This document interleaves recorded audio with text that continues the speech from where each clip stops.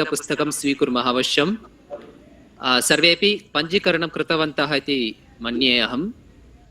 तर्हि नमस्कारः नमस्कारः नमस्कारः नमस्कारः मातः। नमस्कारः नमस्ते कन्ना शिव, नमो नमः। तर्हि प्रियमित्राणि कोविदपुस्तकं स्वीकुर्मः। पुस्तकस्य आरम्भतः किं किम् अस्ति इति एकवारं परिशीलनं करिष्यामः। आगच्छन्तु, एकक्षणम् अहं स्क्रीन् प्रेसेंट करोमि।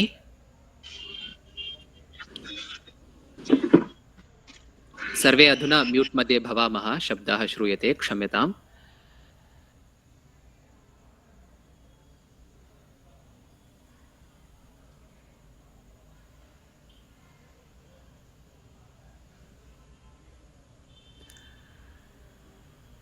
प्रायः गतकक्षापर्यन्तम् आरब्धवन्तः शीघ्रमेव कोविद इत्युक्ते अस्माकं चतुर्षु स्तरेषु कोविदः इति चतुर्थः स्तरः, तस्य वर्गस्य आरम्भं कृतवन्तः। परन्तु किमासीत् तत्र पुस्तकस्य अन्तिमाः पाठाः ये आसन् तेषां पठनं कुर्वन्तः आस्म। कारणं तत्र परीक्षायाः पूर्वं तान् पाठान् न समापितवन्तः। तत्र किमर्थं पठितवन्तः इति चेत् तत्र व्याकरण अंशाः अधिकाः आसन् इत्यतः पुनः एकवारं पठनम् अस्माभिः कृतमस्ति। एतत् किं कैन् शेर् युवर् स्क्रीन् इति आगच्छति। एकवारं बहिर्गत्वा आगच्छामि, भवन्तः तिष्ठ।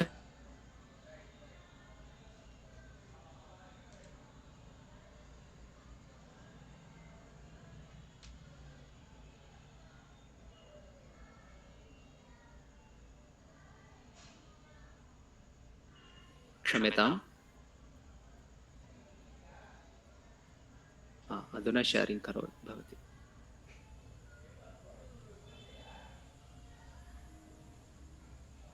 दृश्यते वा मम स्क्रीन्?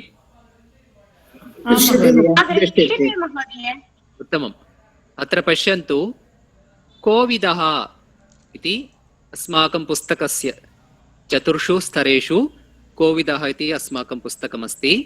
पुस्तकस्य नाम कोविदः इति। को अर्थः कोविदः इति? तदेव अहं भवन्तं प्रष्टुं चिन्तितवान् महोदय। पश्यन्तु, कोविदः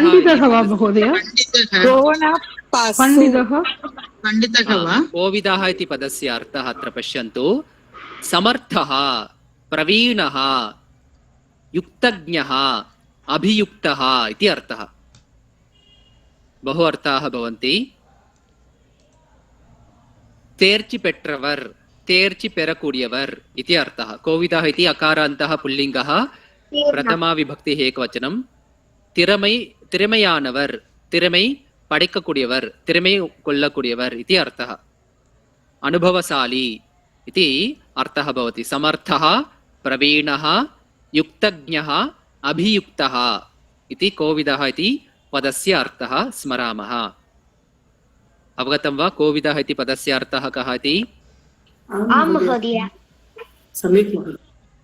सम्यक्, अकारान्तः पुल्लिङ्गः स्मरामः। कोविदः इति पुस्तकं। सम्यक्, उत्तमं मित्राणि, समीचीनं। तर्हि पाठस्य आरम्भे किम् अस्ति? जयतु संस्कृत, जयतु भारतं, जयतु भारती इति अस्ति। कः अर्थः जयतु भारतं, जयतु भारती? जयतु भारतम् इत्युक्ते भारतदेशं। भारतदेशः जयतु, जयः भवतु, भारतदेशस्य कृते जयः भवतु। भारती इत्युक्ते सरस्वती ये वसन्ति ते सर्वे अपि सर्वेभ्यः जयं भवतु इति अर्थः वा? जयं प्राप्नोतु इति अर्थः। उत्तमं, समीचीनम्, अति उत्तमम्। अत्र पत्राचारद्वारा संस्कृतम् इत्येव भवति। चत्वारः स्तराः सन्ति, तेषां नाम भवति पत्राचारद्वारा संस्कृतम् इत्युक्ते पोस्टल् द्वारा वयं स्वयम् एव पठितुं शक्नुमः। तादृशानि पुस्तकानि एव एतानि सर्वाणि अपि। तथापि अस्माकं संस्थायां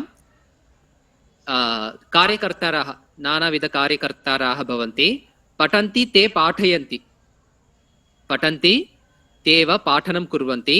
तादृशाः कार्यकर्तारः, तादृशेषु कार्यकर्तृषु अहमपि एकः अस्मि। मम भाग्यम्, अहो मम भाग्यं, भवन्तः छात्ररूपेण प्राप्तवन्तः। भवतु मित्राणि, तर्हि पाठस्य आरम्भं करिष्यामः। हरिः ओम्। नमः सर्वेभ्यः, नमः सर्वयथार्थाय नमांसि। अद्यतन संस्कृत वर्गे सर्वानपि स्वागतं करोमि। अद्यतन वर्गे कोविदपुस्तकस्य परिचयं प्राप्नुमः। आगच्छन्तु। अस्माकं संस्थायां पत्राचारद्वारा संस्कृतमिति 4 स्तरेषु परीक्षाः अस्माभिः चाल्यन्ते एव। तेषु प्रथमः स्तरः प्रवेशः, द्वितीयः स्तरः परिचयः, तृतीयः स्तरः शिक्षा, चतुर्थः स्तरः कोविदः इति स्तरचतुष्टयम् अस्ति इति जानीमः। स्तरचतुष्टये वयं कोविदः इत्यस्मिन् भागे स्मः। तर्हि कोविदपुस्तकस्य पूर्वं वयं पठितान् अंशान् एकवारम् अस्माभिः अधुना किञ्चित् स्मर्यते एव। स्मर्यते चेत् उत्तमम्। प्रथमम् अस्माभिः पठितः विषयः कः? अस्माकं संस्थायाम् अर्थात् अस्माकं संस्कृतवर्गे वयम् आरम्भे किं पठितवन्तः? ಮೊದಲು ಆರಂಭಿಸಿದ ಎನ್ನ ஞாபகம் இருக்கோ?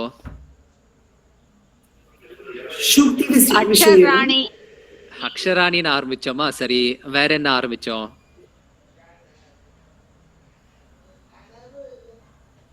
யாருக்குமே ஞாபகம் இல்லையா? முதல்ல நாம ஆரம்பிச்சது ஆரப்தம் உத்தம ஜனாக ந பரித்யஜந்தி இதி சூக்தியை ஆரம்பிச்சோம். சரி, வெரி குட். வேற என்ன ஆரம்பிச்சோம்? அக்ஷராணி ஆரம்பிச்சோம். சரி, அதுதான் இல்ல. முதல்ல ஆரம்பிச்சது மம நாம கணபதிஹி பவதஹ நாம கிம். இதுதான் நம்மளுடைய கிம் சம்ஸ்கிருத வகுப்புல முதல் ஆரம்பிச்ச பதமே. சம்பாஷண வர்க்கः दशदिन संभाषण शिबिरं स्मरामः वा? तत्रापि एतदेव प्रप्रथम पदम् हरिः ओम् नमः सर्वेभ्यः नमांसि नमः सर्वयथार्थाय अद्यतन संस्कृत वर्गे स्वागतம் கிடையவே கிடையாது. நம்ம முதல் ஆரம்பிச்ச வகுப்பு பதமே இதுதான். மம நாம பவதஹ நாம கிம். एतदेव पदं प्रप्रथमम् आरब्धवन्तः। अस्माकं संस्थायां प्रथमं किं कुर्वन्ति? सम्भाषणशिबिरं, सम्भाषणवर्गः इति चालयन्ति। तत्र किं भवति?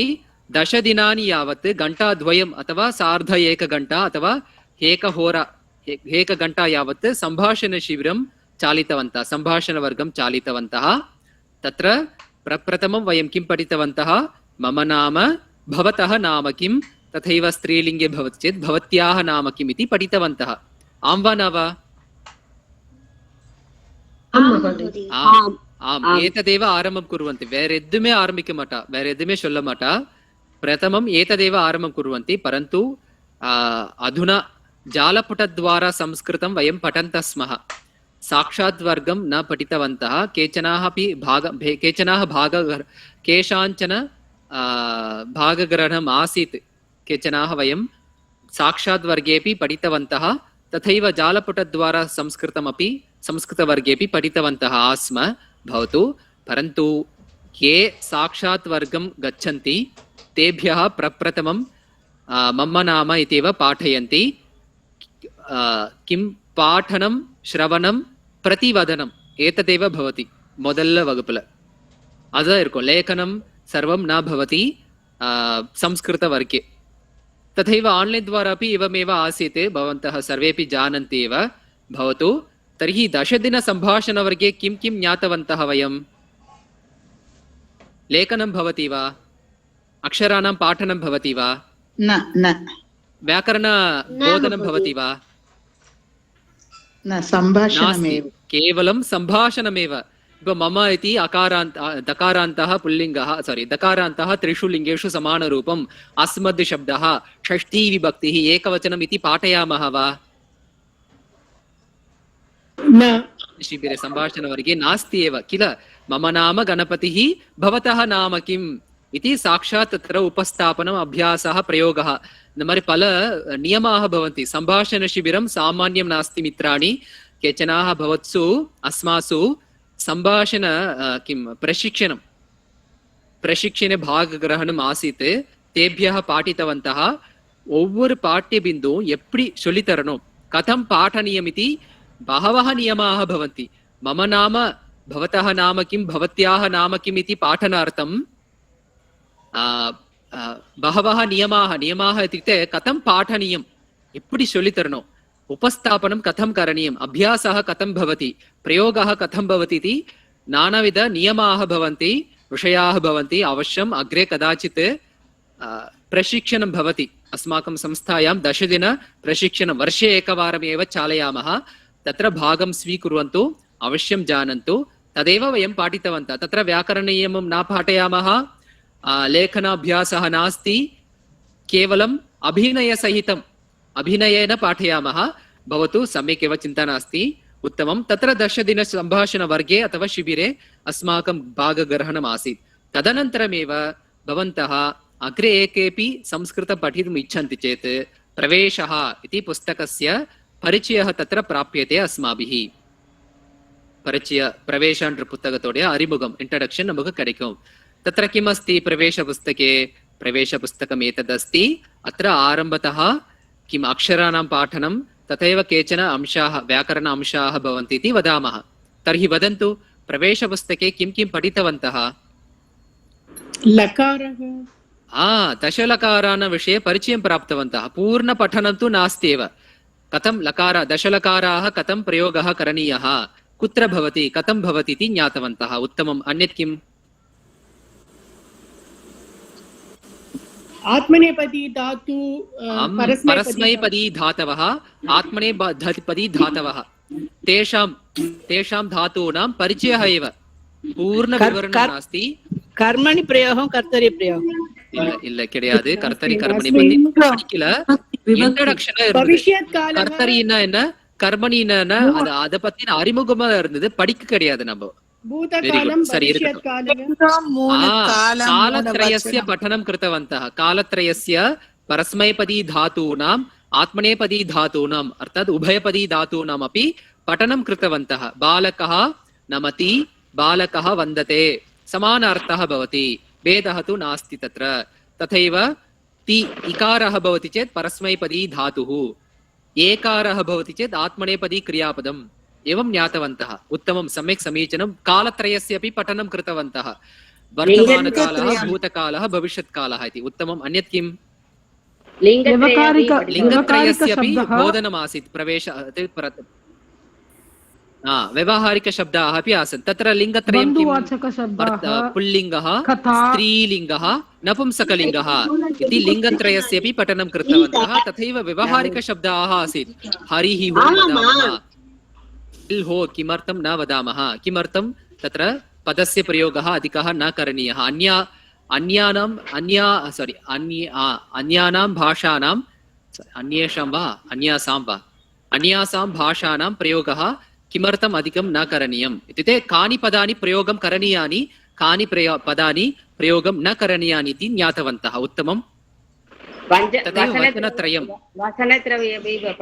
वचनत्रयमपि आसीत् एकवचनं द्विवचनं बहुवचनं किमर्थं वचनत्रयं तत्र पठितवन्तः संस्कृतभाषायाः वैशिष्ट्यं तत्र किम् अस्ति द्विवचनम् अस्ति अन्यासु भाषासु तद् अधिकं न भवति परन्तु संस्कृतभाषायां द्विवचनम् अस्ति रामः रामौ रामाः इति पठितवन्तः उत्तमं सम्यक् समयः संख्याः समयः आसीत् संख्या अपि आसीत् उत्तमं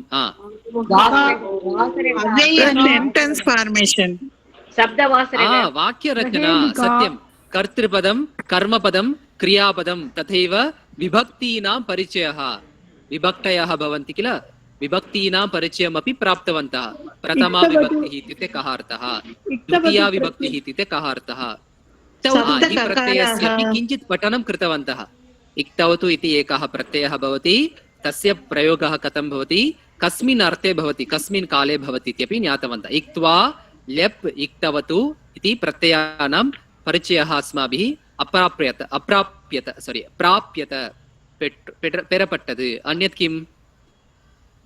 अव्ययाः अव्ययाः अपि आसन्. सत्यं. च अतः एव उपसर्गाः उपसर्गाः आम् उपसर्गः 20 उपसर्गाणां पठनमपि कृतवन्तः. सत्यं. क्रियापदैः क्रियापदानां धातुभिः 20 उपसर्गान् योजयामः. कः अर्थः? कस्मिन् अर्थे भवति? क्रियापदस्य परिवर्तनं विकारः भवति वा न भवति वा, अथवा क्रियापदस्य परिवर्तनमेव न भवति वा इत्यपि ज्ञातवन्तः उपसर्गाणां विषये. उत्तमम्. शब्दोलां पठितुम् आगम् शब्दाः अपि आसन्. सत्यं. शब्दानां परिचयः अस्माभिः प्राप्यत. शब्दानाम् अकारान्तः पुल्लिङ्गः, आकारान्तः स्त्रीलिङ्गः, अकारान्तः नपुंसकलिङ्गः इति शब्दानां परिचयमपि प्राप्तवन्तः. तत्रापि नामपदानि सर्वनामपदानि द्वयमपि नामपदानां सर्वनामपदानां परिचयमपि प्राप्तवन्तः. उत्तमम्. विभक्तीनां परिचयमपि प्राप्तवन्तः. विभक्तिरूपाणि तिङन्तप्रत्ययानां परिचयः अपि अस्माभिः प्राप्यत. सत्यं. तिङन्तप्रत्ययानां तथैव कृदन्तप्रत्ययानां किञ्चित् यावत् परिचयं प्राप्तवन्तः. उत्तमम्. सप्तककाराः. सत्यं. सप्तककारान् जानीमः चेत् भाषा सरलं भवति, सम्भाषणं कर्तुं सरलरूपेण भवति इति सप्तककाराणां पठनमपि कृतवन्तः. उत्तमम्. सप्तवासरे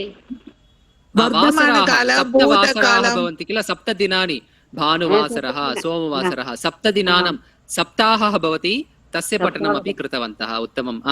वर्तमानकालं, भूतकालं, भविष्यत्कालं पठनं कृतवन्तः, उक्तवन्तः. उत्तमम्. काव्यकथा काव्यकथा இருந்ததா பிரவேशाல? கதை, குட்டி குட்டி கதை.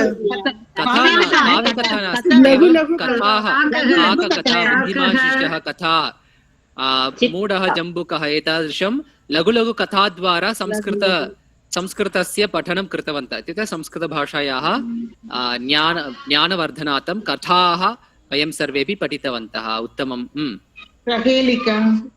प्रहेलिकाः आसन्. प्रहेलिकाः कथं भवति, प्रहेलिकायाः उत्तरं किम् इत्यपि ज्ञातवन्तः. उत्तमम्. सङ्ग्राह्यविषयाः आसन्. सम्यक्. उत्तमं. कति वेदाः सन्ति, कति पुराणानि सन्ति, कति उपनिषदः सन्ति. एवं नानाविध संस्कृतभाषायां विद्यमान संस्कृतवाङ्मय लिटरेचर् तस्य परिचयमपि प्राप्तवन्तः. उत्तमम्.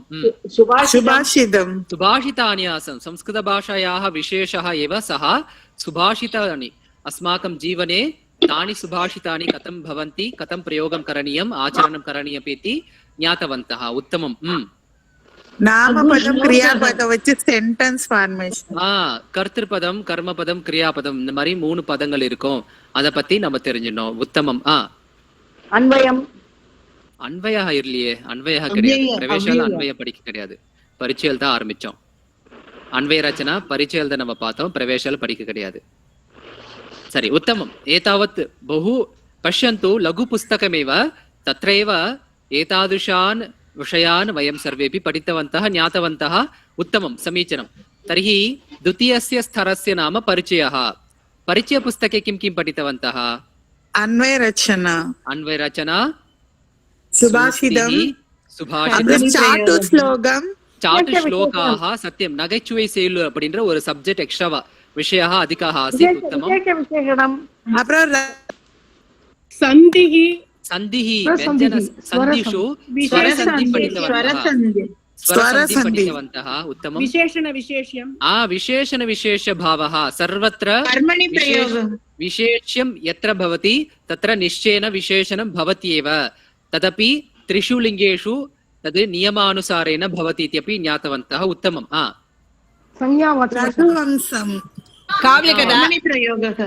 संज्ञाशब्दाः इत्युक्ते नामपदानि इति अर्थः. नामपदानि, सर्वनामपदानि इति अर्थः. उत्तमम्. प्रयोगः, विभक्तिः. उत्तमम्.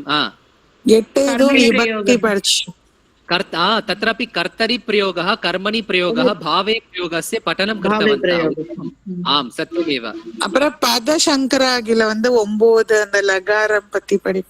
லகாரம் 9 லகாரம் கிடையாது மத்த இல்ல அது ஏதோ ஒண்ணு மிலதி மில்யते कर्तरि प्रयोगः कर्मणि प्रयोगः அது திங்கந்த கிரியாபதம் கிருதந்த கிரியாபதம் विधिलिङ्ग् लकारः विधिलिङ्ग् लकारः விதிலிங் லகாரத்தை படிச்சோம் சத்தியமேவ ததைவ அங்க 9 கிரியாபதங்களை படிச்சது எது திங்கந்த கிரியாபதங்கள் 3 தான் பார்த்தோம் கச்சதி கம்யதே கமிஷ்யதி இது திங்கந்த கிரியாபதம் மீதி இருக்கக்கூடிய தவ்ய தனியர் இக்த்வா பிரத்யய லெப் பிரத்யய இது மாதிரி துமுன் பிரத்யய அது கிருதந்த கிரியாபதங்களோட கிருதந்த கிரியாபதங்கள் தான் படிச்சோம் 9 லகாரங்களை படிக்க கிடையாது காவிய கதா காவிய கதா கா கதா காவிய கதா ரகுவம்சம் रघुवंशः रामायणमपि आसीत् कड़सील अन्ते रामायणमपि पठितवन्तः सत्यम् उत्तमम् पूर्णप्रत्यान्तः पूर्णप्रत्ययान्त संख्याविशेषणतल संख्यावाचकाः विशेषणं तथैव पूर्णप्रत्ययान्तानां पठनमपि कृतवन्तः उत्तमम्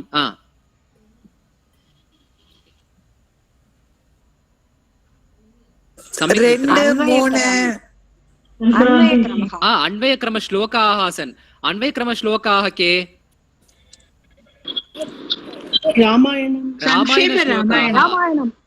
रामायण श्लोकाः आसन् उत्तमं सम्यक् तव्यतनीयर् अद् कृदन्त क्रियापदங்கள் படிச்சோம் सत्यम् उत्तमम् भवतु एतावत् विषयान् वयम् अत्र परिचयः इति स्तरे परिचयं प्राप्तवन्तः परिचयः அப்படின்ற லெவல்ல परिचयं அறிமுகப்படுத்தினோம் उत्तमं सम्यक् समीचीनं तर्हि तृतीयः स्तरः भवति शिक्षा शिक्षा पुस्तके किं किं पठितवन्तः कृदन्तक चतुर् चानच् कृदन्त प्रत्ययेषु शत्रु प्रत्ययः चानज् प्रत्ययः इति पठनं कृतवन्तः उत्तमं सति सप्तमी व्याकरणस्य नियमः व्याकरणं எல்லாமே अधिकम् आसीत् तथैव सति सप्तमी इति व्याकरणस्य पठनमपि कृतवन्तः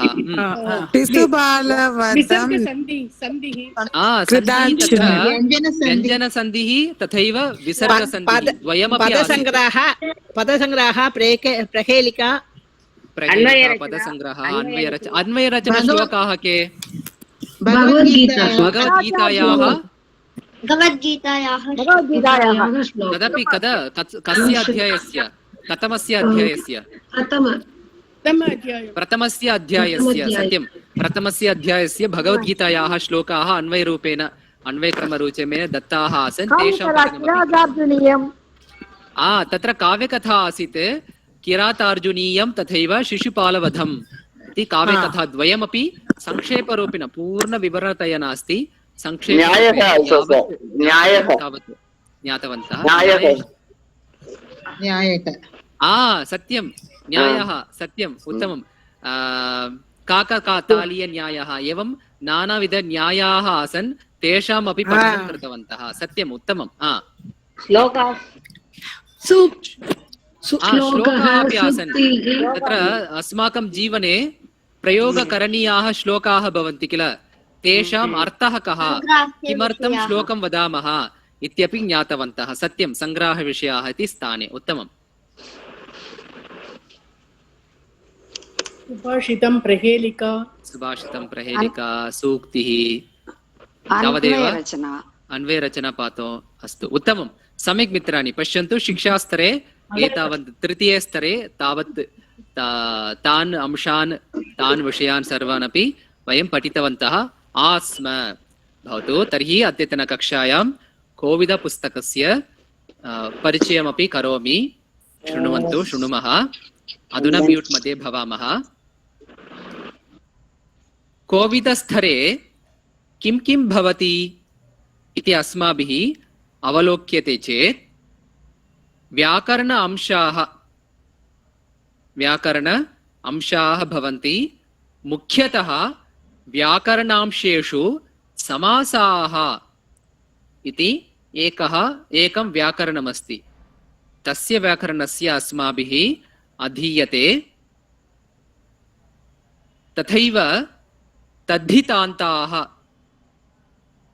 इति अस्माभिः अधीयन्ते अत्रापि मुख्यतद्धितानाम् अध्ययनम् अस्माभिः क्रियते इत्युक्ते तद्धिताः इत्युक्ते कः अर्थः कथं प्रयोगः करणीयः कुत्र प्रयोगः भवति कः नियमः एवं मुख्यतद्धितानाम् एव सर्वतद्धितानाम् अध्ययनं तु नास्ति मुख्यतद्धितानाम् एतान् तद्धितान् जानीमः चेत् पर्याप्तम् इति तान् तद्धितान् वयम् अध्ययनं करिष्यामः अग्रे निजन्ताः इति अस्माभिः अधीयन्ते तथैव निजन्तानां काञ्चित् परिचयः अस्माभिः प्राप्यते सर्वेषां निजन्तानां परिचयः तु नास्ति काञ्चित् परिचयः अस्माभिः प्राप्यते क्षम्यतां काञ्चित् न किञ्चित् किञ्चित् परिचयः अस्माभिः प्राप्यते एवमेव सनन्तानां परिचयः अस्माभिः प्राप्यते मित्राणि सनन्ताः इत्युक्ते कः अर्थः कथं प्रयोगः करणीयः इत्यपि तत्रापि व्याकरण अंशाः भवति सनन्तानां परिचयः अस्माभिः प्राप्यते तथा च नत्वस्य विषये पठनम् अस्माभिः क्रियते नत्वम् इत्युक्ते कः अर्थः कथं प्रयोगः करणीयः इतोपि व्याकरणस्य अंशानां किञ्चित् अध्ययनम् अस्माभिः क्रियते एव कुत्र कोविदहति स्तरे चतुर्थे स्तरे तथा च काव्यांशाः अपि सन्ति काव्यांशाः तत्र काव्यांशेषु रघुवंशश्लोकानाम् अध्ययनम् अस्माभिः क्रियते तत्रापि रघुवंशमहाकाव्यस्य द्वितीयसर्गात् चितानां श्लोकानाम् अध्ययनम् अस्माभिः क्रियते मित्राणि चिताः श्लोकाः एव भवन्ति तदपि द्वितीयस्य सर्गस्य सर्वेषां सर्गाणां नास्ति द्वितीयस्य सर्गस्य चितानां श्लोकानाम् अध्ययनं क्रियते तत्र तथैव सुभाषितानि भवन्ति सुभाषितानामपि पठनम् अस्माभिः क्रियते काव्यकथायाः विषये उक्तवान् तथैव अलङ्कारशास्त्रम् इति भवति अलङ्काराः कतिविध अलङ्काराः भवन्ति कथं प्रयोगः करणीयः कुत्र कुत्र अलङ्काराः भवन्ति इति अलङ्काराणां विषये किञ्चित् यावत् परिचयं प्राप्नुमः तथैव छन्दांसि भवन्ति छन्दांसि कुत्र भवति कतिविध छन्दांसि सन्ति इत्यपि जानीमः तथैव संस्कृतसाहित्यपरिचयः संस्कृतग्रन्थकारपरिचयः एवं नानाविध अंशाः भवन्ति चतुर्थे स्तरे तेषां पठनं तथैव ज्ञानप्राप्तिः अग्रे अस्माकं जीवने आचरणम् अग्रेपि पाठनम् एतादृशं जानीमः आगच्छन्तु अद्यतनकक्षायां प्रविशामः कोविदः इति पुस्तकं प्रथमः पाठः पाठस्य आरम्भे यत्र वयं यथा पूर्वं गतेषु चक्रेषु गतेषु स्तरेषु वयम् आरम्भे एकं वाक्यं पठितवन्तः तादृशस्य वाक्यस्य नाम किम् सूक्तिः इति उच्यते उत्तमं तर्हि सूक्तिः इति पदं सु अधिक उक्तिः इति विभजनं कुर्मः तत्रापि सवर्णदीर्घसन्धिः अस्ति सु इति पदस्य अर्थः कः उक्तिः इति पदस्य अर्थः कः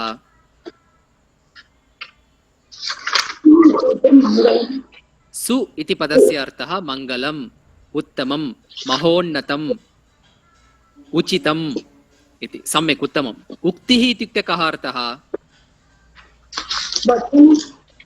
वचनं वचनं वाक्यम् इति अर्थः उत्तमं तर्हि महोन्नतवचनम् उत्तमं वाक्यं मङ्गलं वाक्यम् एकवचन उक्तिः महद्वचनम् इति नानाविध अर्थान् वयं वक्तुं शक्नुमः तर्हि सूक्तिः इति पदं कस्मिन् लिङ्गे अस्ति स्त्रीलिङ्गे वारं वारम् उक्तवान् अस्मि सूक्तिः इति पदं मतिशब्दवत् अतः प्रथमस्य पाठस्य किं सूक्तिः वा का सूक्तिः वा का सूक्तिः इत्येव प्रश्नः करणीयः कारणं विशेषणविशेषं तस्मिन् लिङ्गे एव भवेत् तद् प्रश्नवाचकं वा भवतु अथवा नामपदं वा भवतु सर्वनामपदं वा भवतु नियमं स्मरामः यत् लिङ्गं यत् वचनं या च विभक्तिः विशेषस्य तत् लिङ्गं तत् वचनं तत् वचनं। सा च विभक्तिः विशेषणस्यापि इत्यपि एकं श्लोकमपि पठितवन्तः सम्यक् उत्तमं तत् सर्वदा स्मरामः अतः एव प्रतिपदार्थं जानन्तु पदं कस्मिन् लिङ्गे अस्ति इत्यपि जानन्तु तदैव भाषा शुद्धं भवति नो चेत् सम्भाषणसमये किं सूक्तिः इति प्रश्नं कुर्मः शब्दं न जानीमः शब्दस्य ज्ञानं नास्ति तदा किं सूक्तिः इत्येव प्रश्नः भवति का सूक्तिः इति अपि प्रश्नं न कर्तुं शक्नुमः कारणं पदं कस्मिन् लिङ्गे अस्ति इति न जानीमः अतः एषा मम प्रार्थना भवन्तः पदं कस्मिन् लिङ्गे अस्ति इति जानन्तु कारणम् अन्यासु भाषासु एवं नास्ति संस्कृतभाषायाः वैशिष्ट्यम् एतदेव पदं यस्मिन् लिङ्गे भवति तस्मिन् लिङ्गे एव सर्वनामपदमपि भवति विशेषणमपि तस्मिन् लिङ्गे भवति उत्तमः बालकः इति वदामः उत्तमा बालिका उत्तमं पुस्तकम् इति तस्मिन् लिङ्गे भवति इति जानीमः भवतु तर्हि सूक्तिः महद्वचनम् एकवचन उक्तिः महोन्नतवाक्यम् इति अत्र सूक्तिः एवमस्ति आनो भद्राः क्रतवो यन्तु विश्वतः इति सूक्तिः अस्ति अधुना किञ्चित् म्यूट् मध्ये भवामः शब्दः श्रूयते क्षम्यताम् एषा सूक्तिः ऋग्वेदतः 4 वेदाः सन्ति 4 वेदेषु कः प्रथमः वेदः ऋग्वेदतः एका सूक्तिः अत्र दत्तः अस्ति आनो भद्राः क्रतवो यन्तु विश्वतः इति सूक्तिः प्रथमं किं करणीयम् अस्माभिः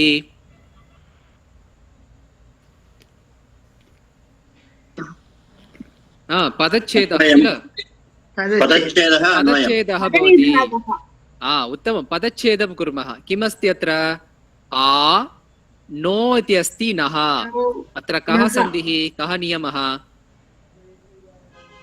विसर्गसन्धिः मध्ये उकारसन्धिः उकार आदेशः भवति सर्वदा अस्माभिः किं करणीयं सन्धिपठनसमये नियमान् अपि जानन्तु तदा एव पुनः पुनः स्मारणं भवति पुनः पुनः अस्माभिः स्मर्यते चेत् उत्तमम् उचितम् आजीवनं स्मरणे तिष्ठति नो चेत् उकारादेशसन्धिः अवलुदान् इन्न पूर्वपदं किं परवर्णः कः नियमः इति न जानीमः विस्मरणं भवति तर्हि एकवारं स्मारयामि उकारादेशसन्धिः पूर्ववर्णः अकारसहितं विसर्गः भवेत् परवर्णः अकारः तथैव मृदुव्यञ्जनानि केवलम् अकारः तथैव मृदुव्यञ्जनानि तत्र उकारस्य आदेशः भवति विसर्गस्य स्थाने उकारः आदेशः भवति अनन्तरं गुणसन्धिः भवति पश्यन्तु नः इति भवति नकारे अकारः अस्ति वा न वा नः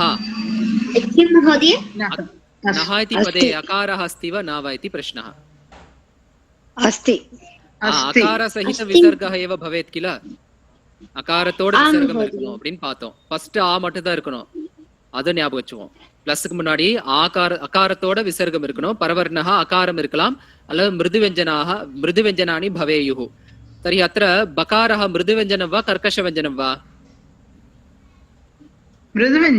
मृदुव्यञ्जनम् अस्ति उत्तमं मृदुव्यञ्जनं भ इति अक्षरं मृदुव्यञ्जनं तर्हि अत्र उकारस्य आदेशः भवति अकारः उकारः ओकारः भवति नः भद्राः क्रतवो अत्रापि उकारस्य विसर्गस्य उकारादेशसन्धिः बकारे अकारसहितं विसर्गः परवर्णः यकारः मृदुव्यञ्जनं वा कर्कशव्यञ्जनं वा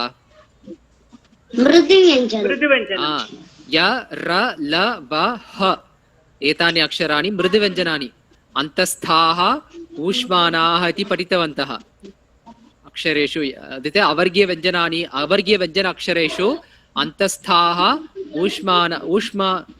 ऊष्मानाः वा किं वदामः ऊष्मानः इति वा अत्र पश्यामः अन्तस्थाः अत्रैव अस्ति पश्यन्तु ऊष्मानाः सारी अन्तस्थाः ऊष्माः ऊष्मानाः ऊष्माः ऊष्माः इति मित्राणि किञ्चित् अत्र क्षम्यताम् चिन्ता नास्ति खलु उत्तमं तर्हि अन्तस्थाः ऊष्माः यरलव अन्तिम अक्षरे ह एतानि अक्षराणि मृदुव्यञ्जनानि शिवशकारः षण्मुखशकारः सरस्वतीसकारः एव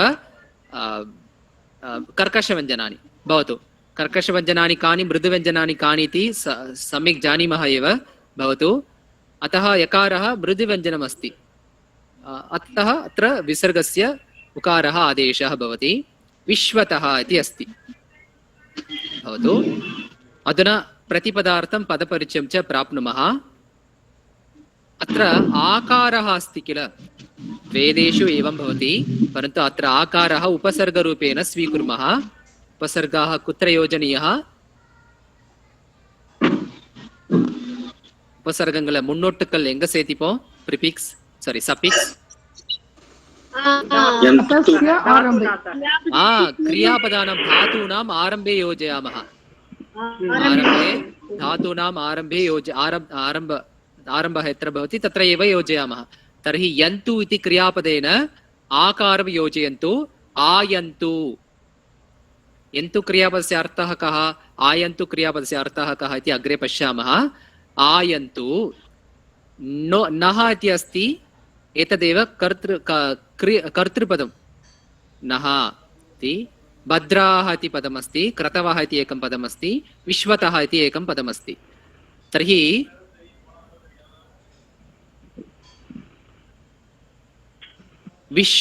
विश्वतः एवं योजयन्तु विश्वतः भद्राः क्रतवः नः आयन्तु सारी ಇದು कर्तृपदम् இல்லையா नः यन्तु इति क्रियापदस्य अर्थः याति इति क्रियापदं सरि क्रियापदात् आरम्भं कुर्मः व्याकरणं यन्तु इति क्रियापदमस्ति याति इति क्रियापदं या धातुः अत्र लोट् लकारः प्रथमपुरुषः बहुवचनं या यन्तु इत्युक्ते गच्छन्तु इति अर्थः गच्छन्तु क्रियापदस्य अर्थः कः तमिळ् भाषायां सेल्लट्टुम् गच्छन्तु न सेल्लट्टुम् अप यन्तु न सेल्लट्टुम् इति अर्थः तर्हि अत्र आकारं योजयन्तु आयन्तु इत्युक्ते कः अर्थः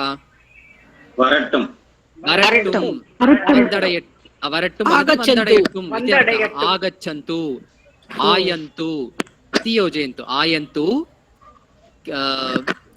के यवैगल् वरट्टुम् इति चेत् भद्राः भद्रः इत्युक्ते कः अर्थः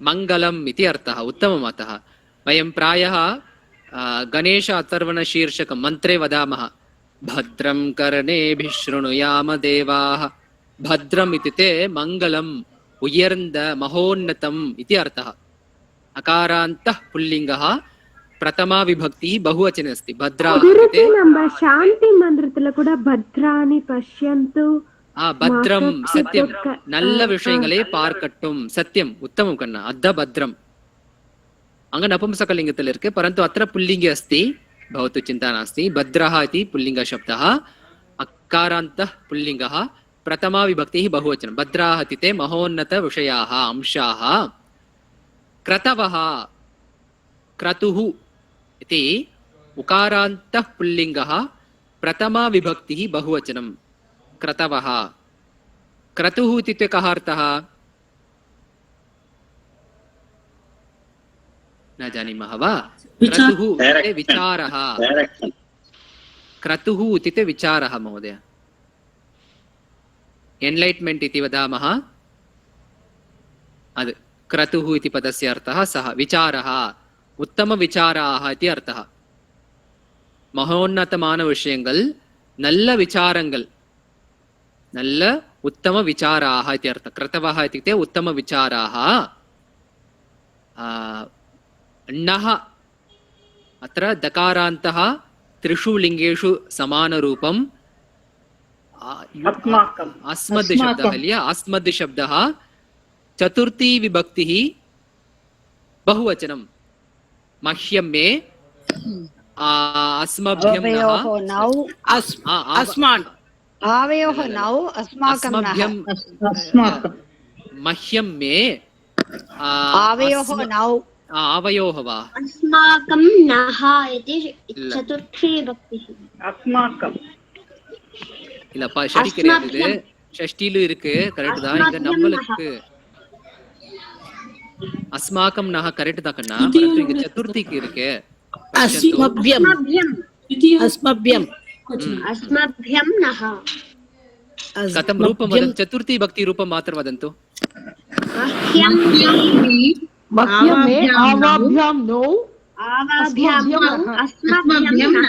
मह्यं मे आवाभ्यां नौ अस्मभ्यं नः अत्र पश्यन्तु द्वितीया विभक्तोऽपि नः अस्ति चतुर्थी विभक्तोऽपि नः अस्ति षष्ठी विभक्तोऽपि नः अस्ति அப்ப இந்த இடத்துல எந்த விபக்தி எடுத்துக்கணும் நம்ம எல்லோருக்கும் வந்தடையட்டும் चतुर्थी भक्तिं स्वीकर्तुं शक्नुमः अस्मभ्यम् इति अर्थः नः इति पदस्य अर्थः अस्मभ्यं नम्बेल्लोरुकुं वन्दडयट्टुम् इति अर्थः अस्तु भवतु चिन्ता नास्ति तर्हि अत्र दकारान्तः त्रिषु लिङ्गेषु समानरूपम् अस्मद् शब्दः चतुर्थी विभक्तिः बहुवचनम् अर्थात् अस्मभ्यं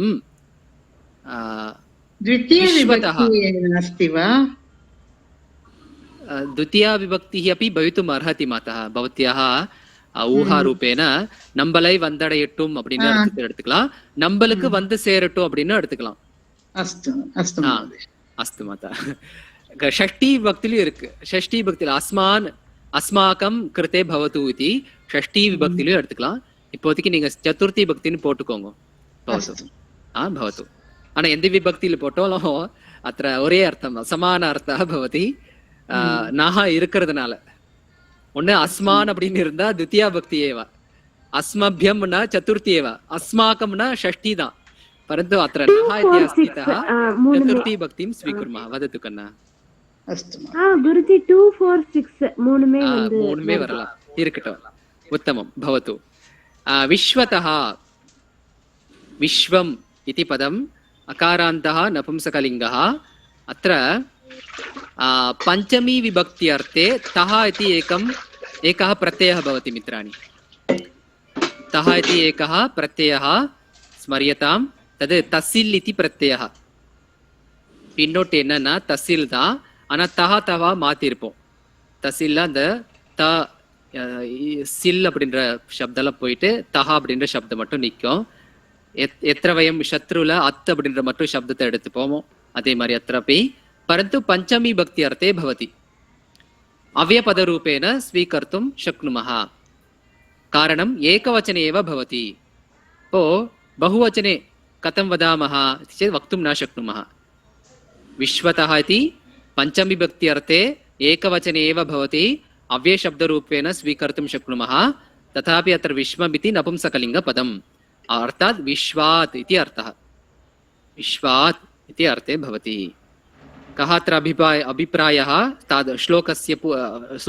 सूक्तेः तात्पर्यं विश्वस्य सर्वतः उत्तमाः विषयाः अस्मभ्यम् आयन्तु प्रपञ्चस्य सर्वतः उत्तमाः महोन्नतविषयाः विचाराः अस्माकं प्रति आगच्छन्तु इति पूर्ण सूक्तेः तात्पर्यम् अवगतं वा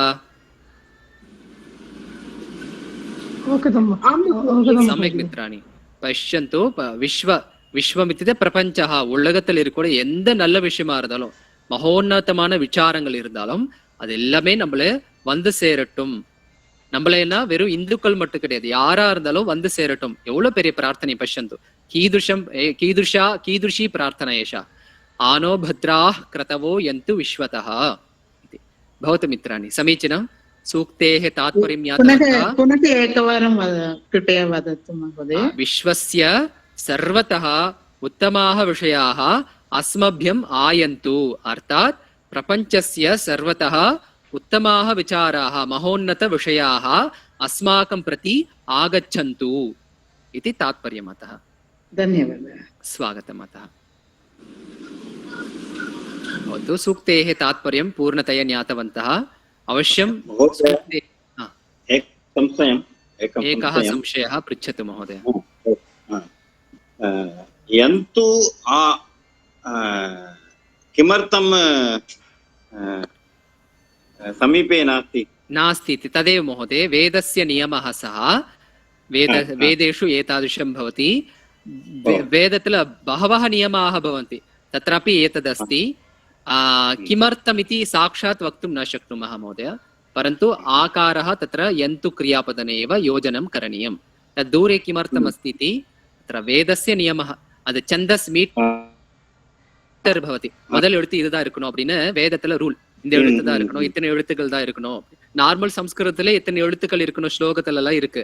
ஆனா வேதத்துல முதல் எழுத்து இது இருக்கணும், இரண்டாவது வரிசை எழுத்துல முதல் எழுத்து இதுதான் இருக்கணும் அப்படின்னு நியமம். ஆனா படிக்கும் பொழுது ஆசிரியர் கற்றுக் கொடுப்பார். எப்படி கிம் வததி ஆகாரஹதி யந்து கிரியாபதனே யோஜயந்து ததேவ ஸ்லோகஸ்ய அர்த்தः भवति इति वदति महोदय. सत्यं सत्यं दट् विश्वतः दट् पदं विश्वं विष्णुर्वषट्कारो भवत् प्रभुः भूतात्मा वदतु महोदय. सत्यं विष्णुसहस्रनाम श्लोके आगच्छति विश्वं विष्णुर्वषट्कारो. सत्यं महोदय. तत्र विश्वम् इति तत्र किं भगवतः नाम भवति महोदय, तावदेव. अस्तु महोदय, धन्यवादः. स्वागतं महोदय. उत्तमं, सम्यक्.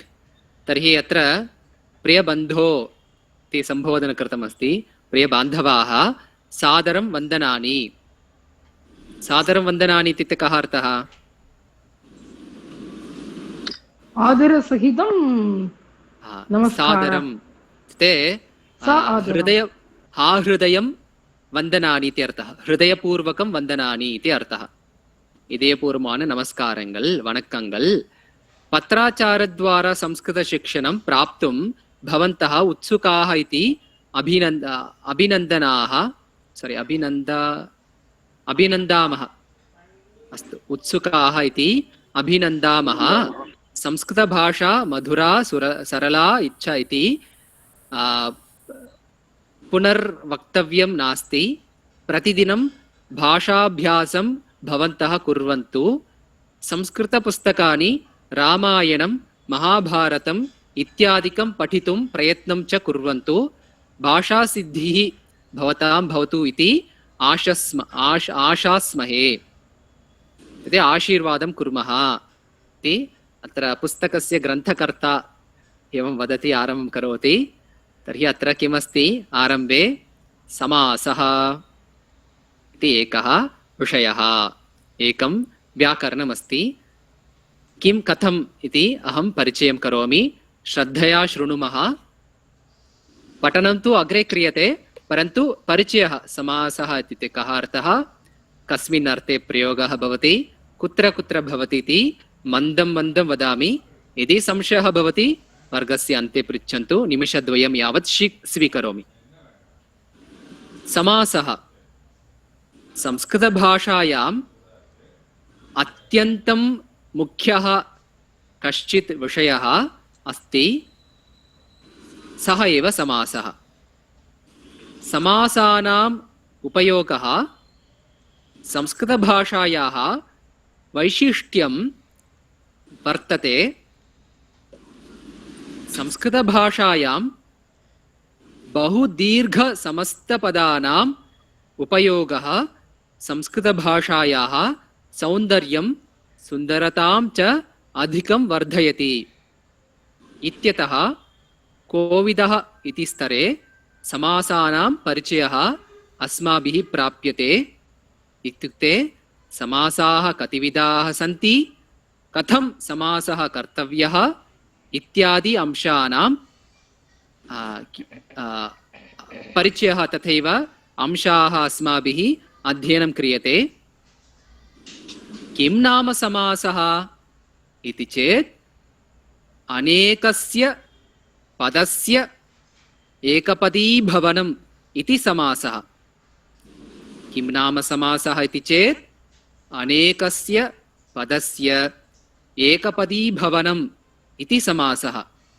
यत्र पूर्वम् अनेकानि पदानि अर्थात् अनेके शब्दाः भवन्ति, तेषां स्थाने एकं पदम् अर्थात् एकः शब्दः भवति, सः एव समासः। अत्र पुस्तके नानाविध उदाहरणानि सन्ति, तेषां पठनकरणसमये कः अर्थः इति ज्ञातुं शक्नुमः। पश्यन्तु, अत्र रामलक्ष्मणौ इति किमस्ति, अत्र पदद्वयमस्ति। रामः लक्ष्मणः इति स्थाने रामलक्ष्मणौ इति अत्र किं कृतवन्तः, समासः इति व्याकरणम् अप्लै कृतवन्तः स्मः। तर्हि अनेकस्य पदस्य एकपदीभवनम् इति समासः। बहूनां पदानां योजनेन एकं पदं यत्र भवति तस्य नाम एव समासः इति। अनेकेषां पदानाम् एकपदीभवनं समासः। समासः इति शब्दस्य एकः अर्थः दीर्घवाक्यस्य लघुवाक्येन निर्माणम् इति अर्थः। समासः इति शब्दस्य एकः अर्थः दीर्घवाक्यस्य लघुवाक्येन निर्माणमिति समासः मित्राणि। भवतु नाम श्वस्तनकक्षायाम् इतोपि विवरणं करिष्यामि। अद्यतनकक्षायां कः अर्थः समासः इति ज्ञातवन्तः, कुत्र समासः भवति इति अग्रे वदिष्यामि। अद्यतनकक्षायाम् अनेकस्य पदस्य एकपदीभवनम् इति समासः इति उक्तवान्, अर्थात् दीर्घवाक्यस्य लघुवाक्येन निर्माणम् इति समासः भवति। रामः लक्ष्मणः च अरण्यं गतवन्तौ इति स्थाने रामलक्ष्मणौ इति शार्ट् लघुरूपम् अभवत्। पश्यन्तु, रामः लक्ष्मणः च इति स्थाने रामलक्ष्मणौ लघु रूपं कृतवन्तः, तदेव समासः। இங்க எந்த இடத்துல சமாசம் இருக்கும், சந்திஹி பவதிவ சமாச इति सर्वं विवरणं श्वस्तनकक्षायां करिष्यामि। अद्यतनकक्षायाः विषये स्पष्टं वा? उत्तमं। श्वः अपि आरम्भतः किञ्चित् समासस्य विषये विवरणं करिष्यामि निश्चयेन। संशयाः भवन्ति यदि तर्हि अवश्यं पृच्छन्तु। मम मत्यानुगुणं, मम समयानुगुणं, मम बुद्ध्यानुगुणम् एव वदामि। अहमपि पण्डितो नास्मि, अहमपि अल्पज्ञः, अहमपि छात्रः एव। भवत्सु अहमपि एकः छात्रः एव मित्राणि, अतः अङ्गीकुर्वन्तु मामपि छात्रः इति। तर्हि अद्यतनकक्षां समापयामः। पुनः श्वः समानसमये 7:00 8:00 अस्माकं कोविदः चतुर्थस्य स्तरस्य कक्षा भविष्यति। अस्तु, शान्तिमन्त्रेण समापयामः। वदतु मातः। धन्यवादः महोदय।